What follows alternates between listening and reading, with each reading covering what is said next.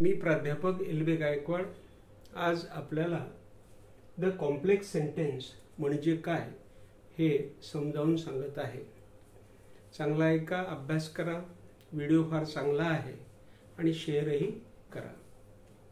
The complex sentence म्हणजे मिश्र वाक्य, हे एकत्र वाक्य येतात त्याला मिश्र वाक्य म्हणतात। तर हे जे मिश्र वाक्य आहे हे मिश्र वाक्य it is full of one independent clause and at least one subordinate clause.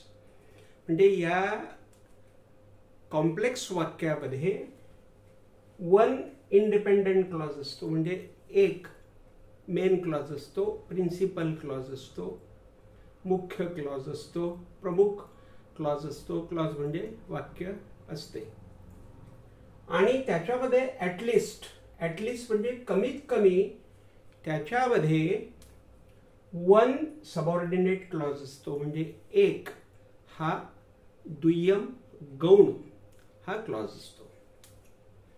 आता सबऑर्डिनेट क्लॉज म्हणजे काय, तर अशा प्रकारचा क्लॉज की जो कंजंक्शनने सुरू होतो आणि आपल्या मेन क्लॉजशी जोडला जातो।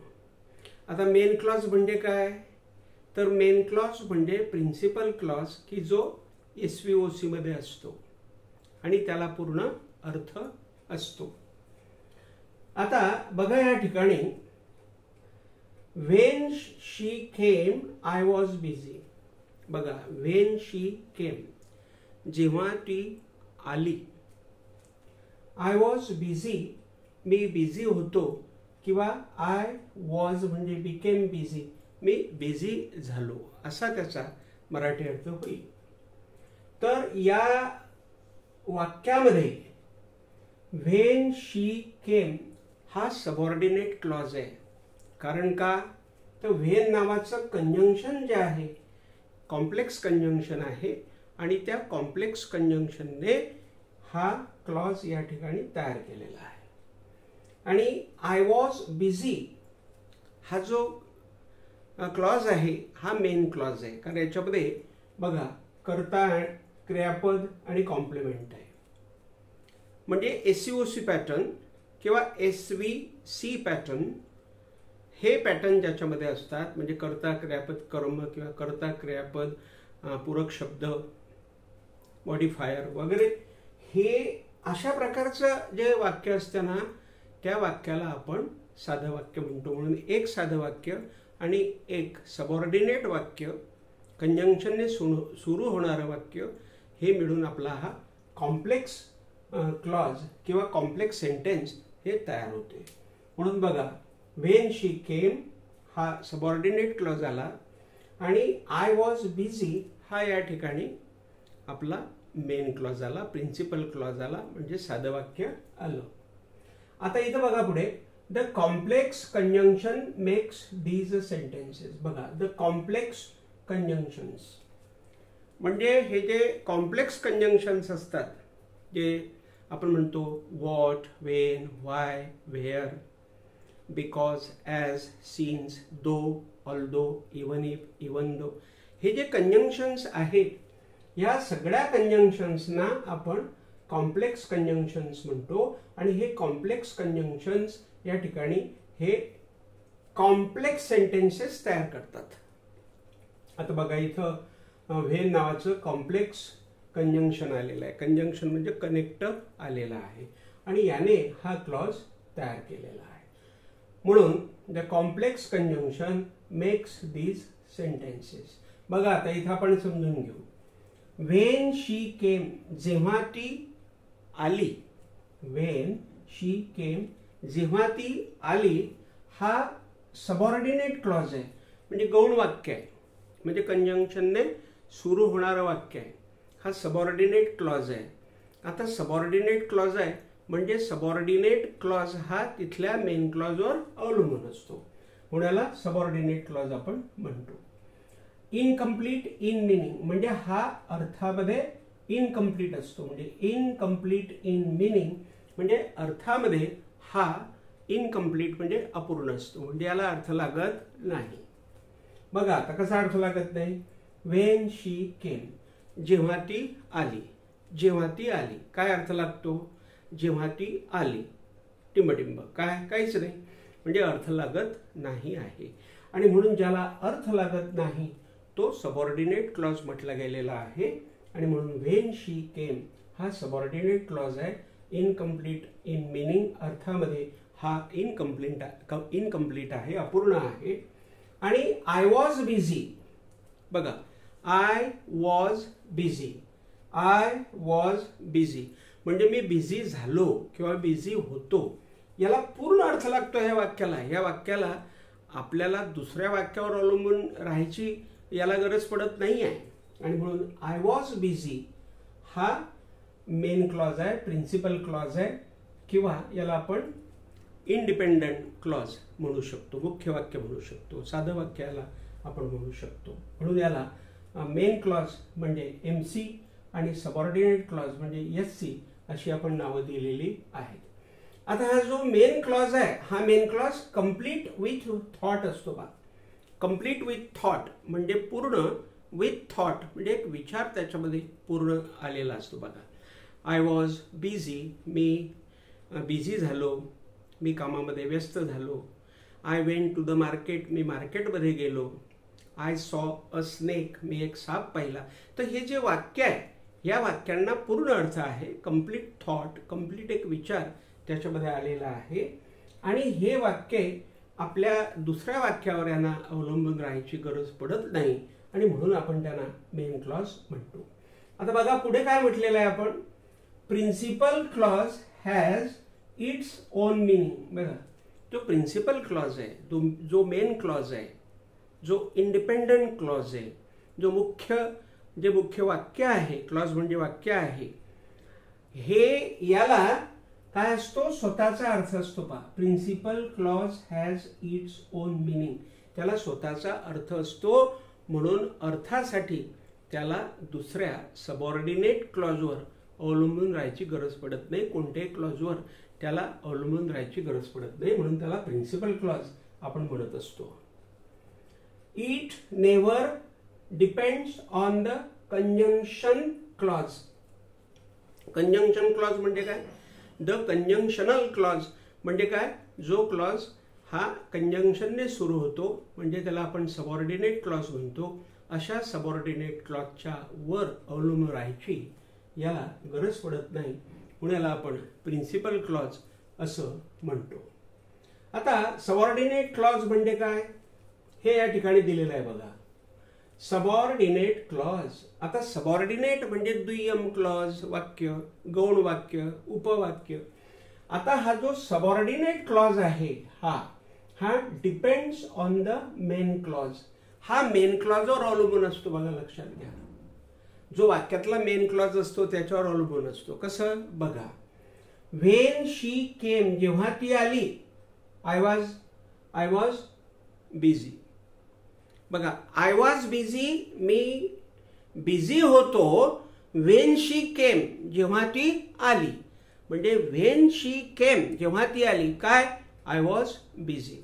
तर व्हेन शी केम हा जो सबऑर्डिनेट क्लॉज आहे या ठिकाणी, या सबऑर्डिनेट क्लॉजला आय वॉज बिझी ह्या मेन क्लॉजवर, प्रिन्सिपल क्लॉजवर अवलंबून राहावं लागत आहे. कशासाठी? अर्थ लागण्यासाठी. आणि म्हणून सबऑर्डिनेट क्लॉज हा मेन क्लॉजवर अवलंबून असतो आणि मेन क्लॉज हा सबऑर्डिनेट क्लॉजवर अवलंबून राहत नाही असं या ठिकाणी आपल्याला म्हणावं लागेल. आणि म्हणून subordinate clause depends on the main clause. So म्हणून विदाउट फुल मिनिंग. आणि म्हणून त्याला विदाउट फुल मिनिंग म्हणजे त्याला विदाउट म्हणजे सोडून, फुल मिनिंग पूर्ण अर्थ सोडून तो असतो. म्हणजे सबऑर्डिनेट क्लॉजला अर्थ नसतो. म्हणजे the subordinate clause has no meaning at all. म्हणजे त्याला स्वतःचा अर्थ नसतो. उदाहरण असं दिलंय पहा इथं. व्हेन शी केम, जेव्हा ती आली, हा इनकम्प्लीट इन मिनिंग म्हणजे अर्थामध्ये हा इनकम्प्लीट क्लॉज या ठिकाणी दाखवलेला आहे. इनकम्प्लीट वाक्य या ठिकाणी दाखवलेलं आहे कारण त्याला अर्थ लागत नाही. व्हेन शी केम, जब ओ आई, जेव्हा ती आली, याला अर्थ लागत नाही. पण आय वॉज बिझी, मी कामामध्ये होतो किंवा मी कामामध्ये व्यस्त झालो, मग काम में लग गया, तर याला अर्थ लागतोय, याला दुसरीकडे दुसऱ्या वाक्यावर अवलंबून राहायची गरज पडत नाही आहे आणि म्हणून त्याला मेन क्लॉज म्हटलं गेलं आणि सबऑर्डिनेट क्लॉजला मेन क्लॉजवर अवलंबून राहावं लागतं आणि म्हणून व्हेन शी केम हा इनकम्प्लीट इन मिनिंग दाखवलेला आहे आणि म्हणून so depends on I was busy आणि म्हणून तो आय वॉज बिझी या मेन क्लॉजवर अवलंबून आहे या वाक्यामध्ये. कॉम्बिनेशन ऑफ देम, बघा यांचे ह्या दोघांचं एक कॉम्बिनेशन जर आपण केलं म्हणजे एक सिंपल सेंटेन्स अधिक एक सबऑर्डिनेट सेंटेन्स यांचं जर आपण कॉम्बिनेशन केलं तर कॉम्प्लेक्स सेंटेन्स तयार होते. पहा आपण एक कंजंक्शन घेऊ, पहा वेअर, वेअर वेअर म्हणजे कुठे. आय कॅन से, बघा आपण वाक्य करतोय आय कॅन से, मी सांगू शकतो वेअर यू आर गोइंग, तू कुठे जात आहे. तर आता आय कॅन से हे सिंपल सेंटेन्स आला, मेन क्लॉज आला आणि वेअर यू आर गोइंग असं म्हटलं ना आपण आता की आय कॅन से, मी सांगू शकतो वेअर यू आर गोइंग म्हणजे तू कुठं जात आहे मी सांगू शकतो. म्हणजे आय कॅन से हा मेन क्लॉज आला आणि वेअर यू आर गोइंग हा सबऑर्डिनेट क्लॉज आला. कारण असं की त्याची सुरुवात कंजंक्शनने आहे म्हणून सबऑर्डिनेट आणि त्याला त्या मेन क्लॉजवर अवलंबून राहावं लागत आहे आय कॅन सेवर आणि म्हणून तसं आपल्याला सांगता येईल आणि हे असं मिळून हे कॉम्प्लेक्स सेंटेन्स या ठिकाणी तयार होते. कॉम्बिनेशन ऑफ देम म्हणजे एक मेन क्लॉज सिंपल सेंटेन्स आणि एक सबऑर्डिनेट सेंटेन्स म्हणजे कंजंक्शनने सुरू होणारं सेंटेन्स असं मिळून हा कॉम्प्लेक्स वाक्य आपलं तयार होते. बघा इथं केलंय मी व्हेन शी केम, जेव्हा ती आली, व्हेन शी केम जेव्हा ती आली, आय वॉज बिझी म्हणजे पहा व्हेन शी केम हा सबऑर्डिनेट क्लॉज आला आणि आय वॉज बिझी हा मेन क्लॉज आला. ह्या दोघांना आपण जेव्हा एकत्र आणले त्यावेळेला ते कॉम्प्लेक्स सेंटेन्स या ठिकाणी झालेला आहे. अ कॉम्प्लेक्स सेंटेन्स हे झालेला आहे. शी कुडंट गो टू स्कूल, ती शाळेमध्ये जाऊ शकली नाही बिकॉज शी वॉज इल, कारण ती आजारी होती. तर या वाक्यामध्ये शी कुडंट गो टू स्कूल, ती शाळेमध्ये जाऊ शकली नाही हा मेन क्लॉज आहे आणि बिकॉज शी वॉज इल, कारण ती आजारी होती हा या ठिकाणी सबऑर्डिनेट क्लॉज आहे. का तर तो कंजंक्शनने सुरू झालाय आणि का तर ह्या बिकॉज शी वॉज इल याला शी कुडंट गो टू स्कूल या मेन क्लॉजवर अवलंबून राहावं लागतंय. कारण बिकॉज शी वॉज इल, कारण ती आजारी होती, कारण ती आजारी होती याला अर्थ लागत नाही आणि या बिकॉज शी वॉज इलला अर्थ लागण्यासाठी आपल्याला हे बोलावं लागतंय शी कुडंट गो टू स्कूल, ती शाळेत जाऊ शकली नाही बिकॉज शी वॉज इल. तर त्या सबऑर्डिनेट क्लॉजला मेन क्लॉज शिवाय अर्थ लागत नाही हे या ठिकाणी आपल्याला लक्षात ठेवावं लागेल. कंजंक्शन्स सबऑर्डिनेटिंग, आता कसं आहे की हे जे कॉम्प्लेक्स सेंटेन्स तयार होतं हे सबऑर्डिनेटिंग कंजंक्शन किंवा कनेक्टर्सने तयार होते किंवा कॉम्प्लेक्स कंजंक्शन्स किंवा कनेक्टर्सने तयार होते. ते कोणकोणते आहेत बघा. आता पहिला प्रकार आहे रिझन. रिझन म्हणजे कारण, ते कारण दाखवतात. बिकॉज, सिन्स, ॲज हे कारण दाखवतात. बघा I was ill because I did not take care of my body.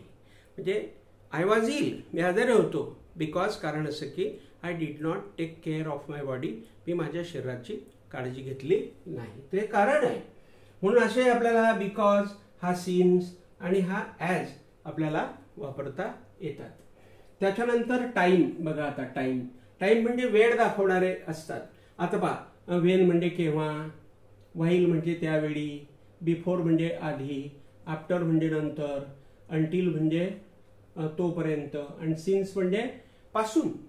ते सगळे वेळ दाखवत आहेत आणि यांचा वापर करून आपल्याला कॉम्प्लेक्स सेंटेन्स तयार करता येतोय. मी एक आपल्याला सांगतो व्हाईलचं.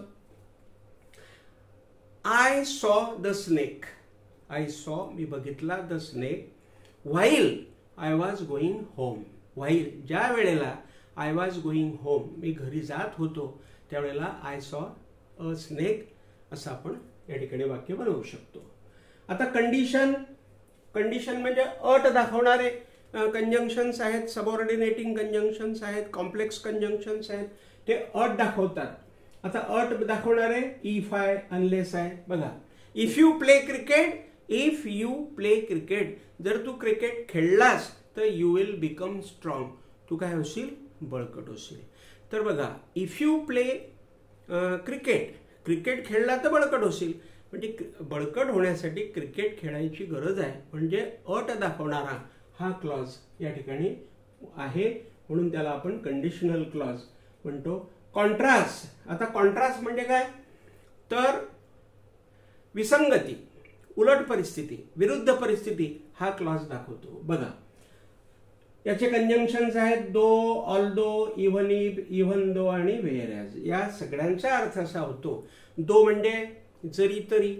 बघा, though he is good, he steals somewhere.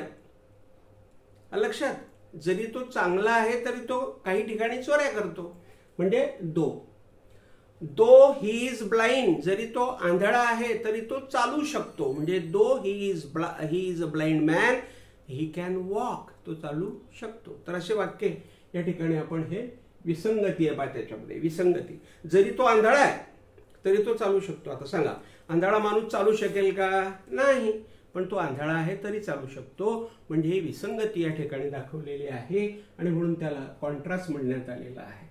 Purpose म्हणजे उद्दिष्ट. आता तुमचं उद्दिष्ट तुम्हाला दाखवायचं असेल तर सो दॅट हे कंजंक्शन वापरतात, इन ऑर्डर दॅट हे कंजंक्शन वापरतात. सो दॅट, बघा, आपण आपला पर्पज दाखवू, आपला हेतू दाखवू, उद्दिष्ट दाखवू, आहे का नाही, आणि सो दॅट वापरू पा, आणि इन ऑर्डर दॅट तसंच वापरतात. बघा, I got up early in the morning, म्हणजे अगदी सकाळी मी उठलो. सो दॅट हेतू असा की आय वॉन्टेड, माझी इच्छा होती, टू गो आउट, बाहेर जाण्याची माझी इच्छा होती. तर असे वाक्य आपण या ठिकाणी तयार करू शकतो. बघा, आता प्लेस म्हणजे काय, तर आपल्याला एखादं ठिकाण दाखवावं लागतं आणि आपल्याला हे कॉम्प्लेक्स सेंटेन्स तयार करावं लागतं. पहा, त्याच्यामध्ये वेअर, वेअर एव्हर असे वाक्य येतात. वेअर म्हणजे कुठे, म्हणजे याचं एक वाक्य आपल्याला तयार करता येईल. पहा, वेअर म्हणजे कुठे. आय विल कम, मी येईल. वेअर यू गो, तू जाशील किंवा जातो, म्हणजे जिथं तू जातो तिथं मी येईल, म्हणजे where you go I will come. Where ever you go, जिथं जिथं तू जाशील, आय विल कम, मी येईल. तर असे वाक्य आपण बनवू शकतो. मोर एक्झाम्पल्स म्हणजे जास्तीत जास्त उदाहरणं तुम्ही असे बनवा. काही शंका असल्या मला तुम्ही विचारा, प्रॅक्टिस करा. आणि सगळ्यांना हात जोडून अशी विनंती आहे की @ इंग्लिश लिटरेचर वेब, म्हणजे prof LB Gaikwad's English literature web ह्या चॅनलला नेहमी भेट देत चला, एवढं सांगतो, आपल्याला विनंती करतो आणि या ठिकाणी थांबतो. नमस्कार.